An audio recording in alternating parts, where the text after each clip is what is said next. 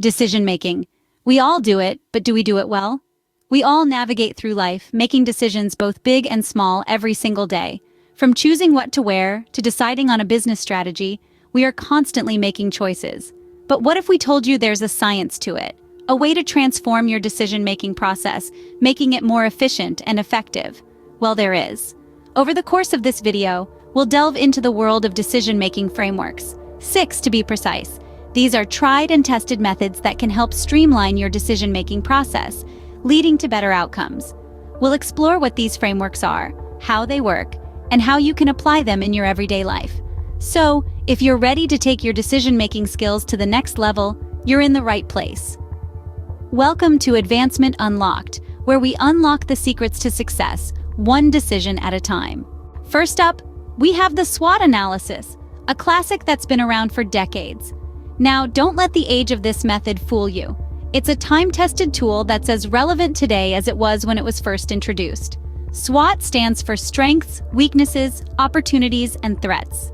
It's a framework that helps you look at both the internal and external factors that can affect your decision-making process. Let's break it down, shall we? Strengths and weaknesses are internal factors. These are aspects inherent to you or your business that you have control over. Maybe you're a whiz at networking, or perhaps your business has a unique product offering. These would be your strengths.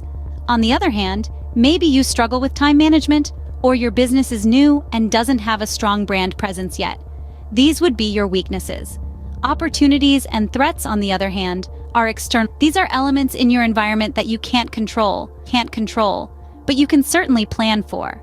An opportunity could be a new market niche waiting to be tapped into, or a networking event where you could meet potential clients. A threat could be a new competitor on the horizon, or new regulations that could pose a challenge to your business model. So, how do you apply SWOT in decision-making? Simple. You lay out your strengths, weaknesses, opportunities, and threats in 4 quadrants. This visualization helps you see where you stand and what you're up against. For instance, if you're deciding whether to launch a new product, you could list your company's experience in product development as a strength, the lack of market research as a weakness, a gap in the market as an opportunity, and potential competition as a threat. This overview will give you a clearer picture of what you're dealing with, helping you to make a more informed decision.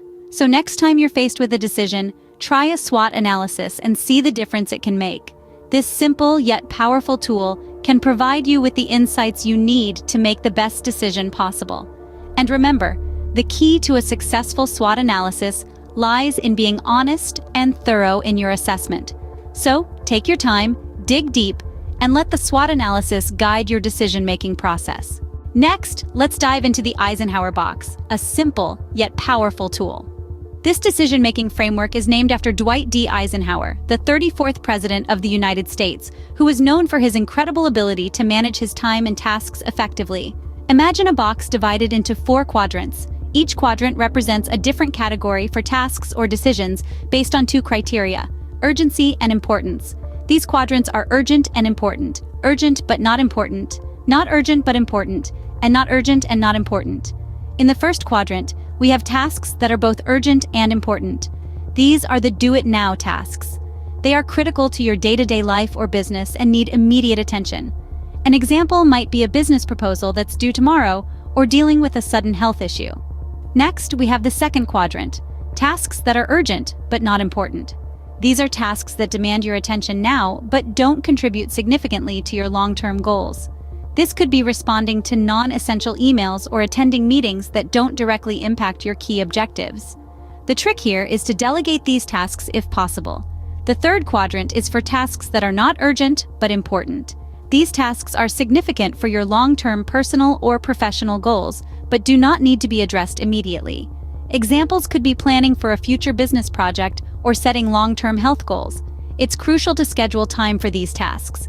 Lastly, we have the fourth quadrant for tasks that are neither urgent nor important. These are time wasters that you should aim to eliminate or limit. Examples could be mindless scrolling on social media or watching television without purpose. The Eisenhower Box is a practical tool that can help you prioritize your tasks and focus on what truly matters. It aids in distinguishing between what feels urgent and what is genuinely important, leading to more effective decision-making and better time management. Remember, Not everything urgent is important, and not everything important is urgent. By using the Eisenhower Box, you can navigate the fine line between these two and make decisions that align with your goals. Now, on to the OODA Loop, a military strategy that's surprisingly useful in everyday life. This concept was introduced by a military strategist, John Boyd, and it stands for Observe, Orient, Decide, and Act. Let's dive in. First off, observe. This is all about gathering information. It's about understanding the landscape, the context, and the players involved. You're not making any decisions at this point. You're simply taking in the information that's available to you.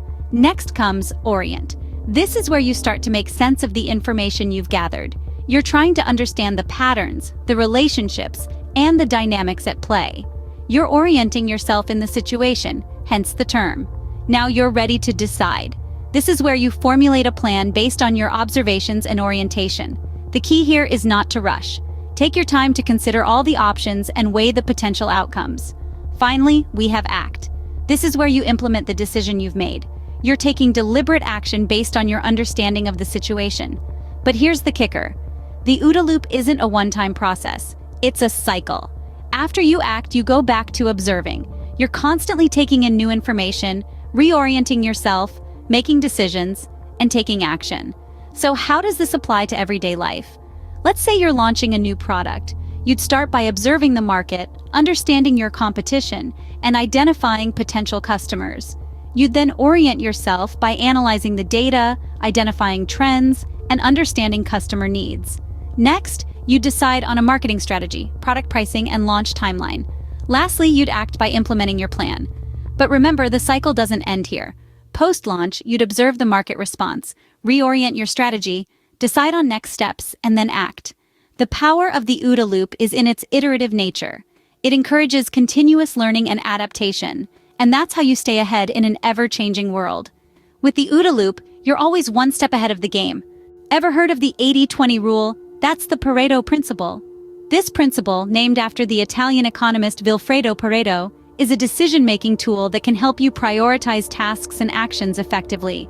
It's a simple yet powerful concept that states that roughly 80% of the effects come from 20% of the causes. Imagine a business scenario. You may find that 80% of your revenue comes from just 20% of your clients, or perhaps 80% of customer complaints stem from 20% of your products or services.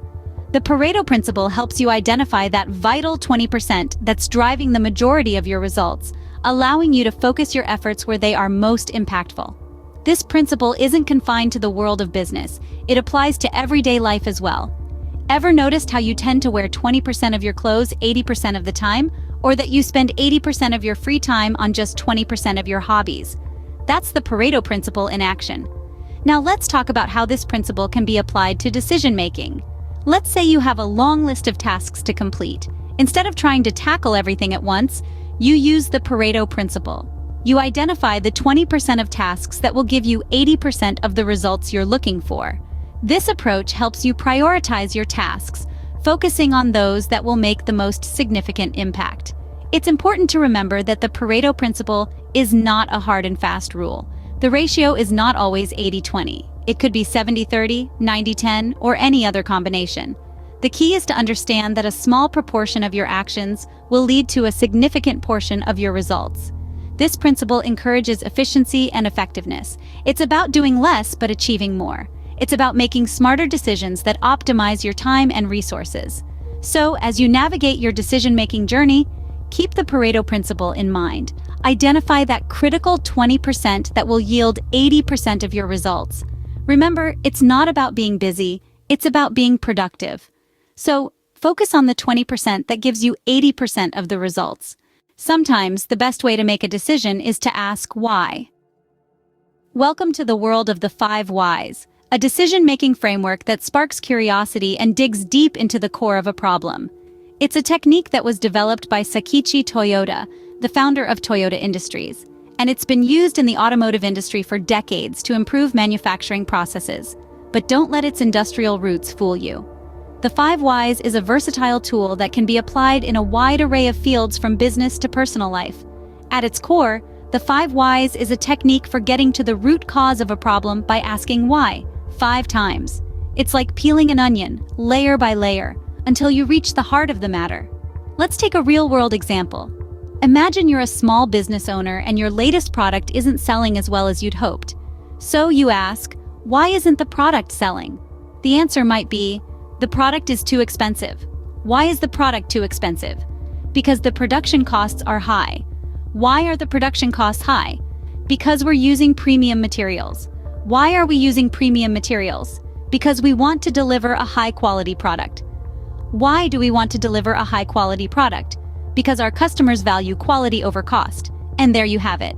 By asking why 5 times, you've discovered that the root of the problem isn't the price of the product, but rather your target market.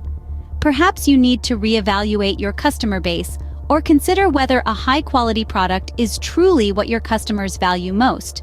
Remember, the goal isn't to ask why exactly 5 times. The key is to keep asking why until you've found the root cause of the problem. 5 is just a guideline. Sometimes you might need to ask why 3 times or maybe 7. The point is to keep digging until you've found the answer. So keep asking why until you find the answer. Last but not least, we have the PDCA cycle, a continuous loop of improvement. Picture this, a circle divided into 4 quadrants, each representing a step in the PDCA cycle. Plan, do, check, act.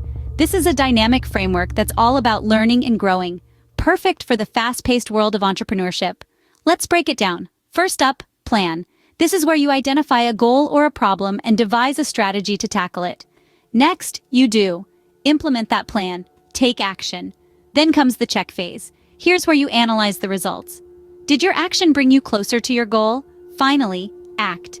If your plan worked, keep it up. If it didn't, go back to the drawing board and plan again. This cycle is continuous, keeping you on your toes, making sure you're always adapting, always refining. With the PDCA cycle, you're always improving, always advancing.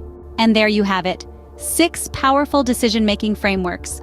From dissecting your options with the SWOT analysis, prioritizing tasks with the Eisenhower Box, responding to changes with the OODA Loop, maximizing efficiency with the Pareto Principle, getting to the root of problems with the 5 whys, to continuous improvement with the PDCA cycle.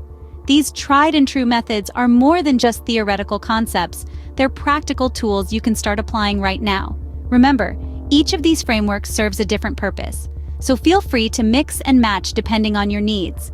There's no one-size-fits-all solution when it comes to decision-making. The key is to stay flexible, adaptable, and always open to learning and growth. Which framework will you try first? Let us know in the comments. And if you found this video helpful, please like and subscribe to Advancement Unlocked. Until next time, keep making smart decisions.